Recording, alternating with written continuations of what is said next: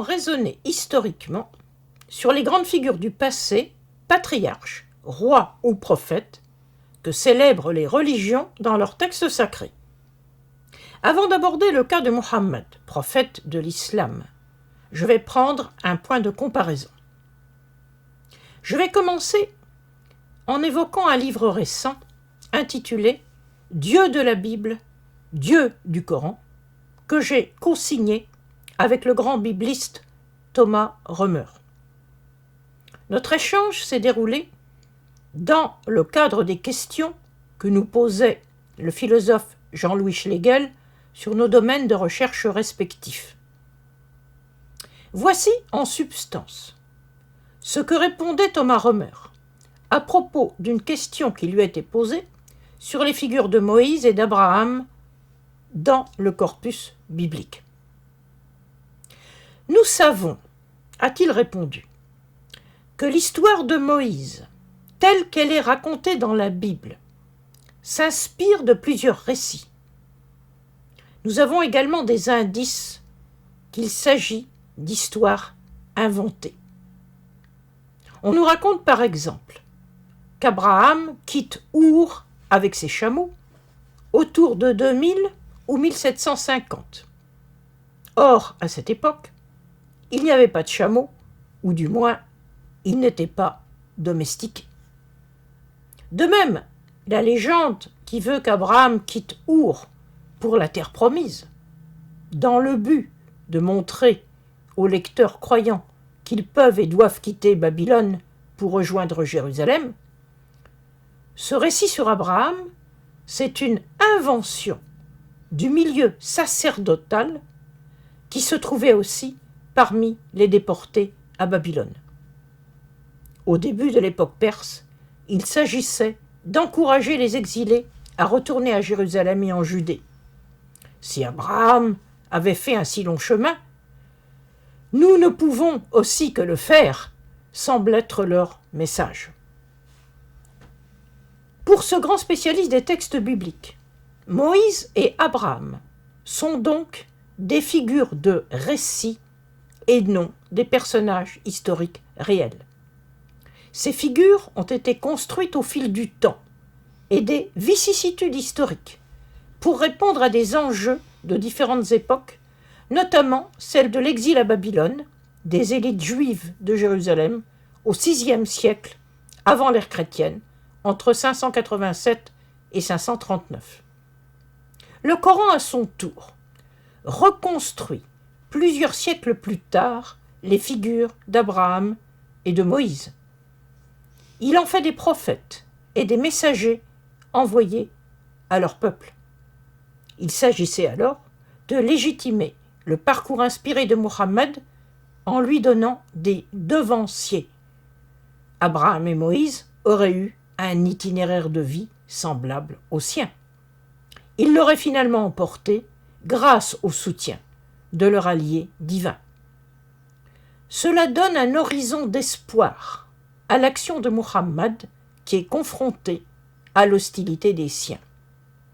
Mais il y a cependant une différence majeure entre Mohammed et ces figures bibliques antérieures qui ont traversé les siècles. Avant de devenir une figure prophétique de plus en plus sacralisée, avant de devenir une figure dont la représentation a évolué au fil du temps et des enjeux de chaque époque, avant cela, Mohammed a eu une vie historique réelle qui est encore étudiable. Mohammed a eu une vie d'homme dans sa société au début du 7e siècle. Il a été un personnage qui a joué un rôle dans cette société pour parvenir à faire partager ses convictions aux hommes de son milieu de vie. C'est seulement ensuite qu'il devient une figure de récit. Cette figure est reconstruite de multiples façons par les sociétés dont il est devenu le prophète. Du point de vue des textes dont nous disposons, c'est encore l'image d'un homme réel que reflète largement le Coran. À la lecture du Coran, on peut analyser le parcours spirituel autant que social et politique de Mohammed en tant qu'homme de son temps, en le confrontant à la réalité de sa société. Par contre, ce sont largement des figures reconstruites de Mohammed que reflètent les textes postérieurs.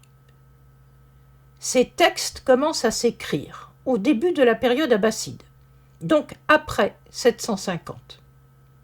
Le modèle tribal n'est alors plus actif dans les cercles du pouvoir de l'empire califal. Dans le cas d'une religion vivante, une telle évolution n'a rien d'insolite ni d'étonnant. Une telle évolution est normalement attendue. Mais quand on se situe dans une perspective historique, il est important de ne pas fantasmer sur le passé. Il est donc essentiel de confronter Mohammed, homme réel du 7e siècle, aux représentations que donnent de lui les textes postérieurs au Coran. On trouve encore dans ces textes des éléments de réalité, mais bien plus souvent, l'homme du 7e siècle, qu'a été Mohammed, disparaît derrière la construction de sa figure, qui répond aux attentes et aux enjeux des sociétés d'après. C'est encore bien sûr le cas aujourd'hui. On ferait bien d'y réfléchir pour ne pas inventer un passé qui n'a jamais existé. Aucune société n'échappe à la construction de mythes, qu'il s'agisse d'un passé mythifié ou d'un avenir présenté comme plein de promesses extraordinaires. Les mythes sont analysables et intéressants historiquement, à condition de les identifier comme tels. À bientôt.